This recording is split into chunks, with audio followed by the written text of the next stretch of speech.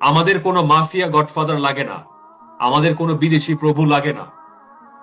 Zaker party একদম স্বনির্ভরশীল একটি রাজনৈতিক দল, একমাত্র রাজনৈতিক দল যারা কোন ধরনের মাফিয়া গডফাদার পেশি শক্তির উপরে নির্ভর না করে ৩৬ বছর ক্ষমতার বাইরে থেকেও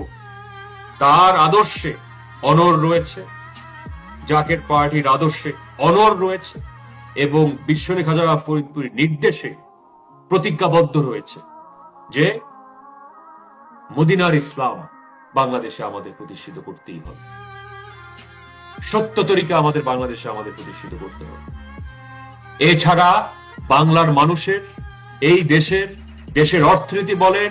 আর্থসামাজিক বাস্তবতার দিকে যদি আপনারা তাকিয়ে দেখেন, যেইভাবে মারামারি হানাহানি হয়,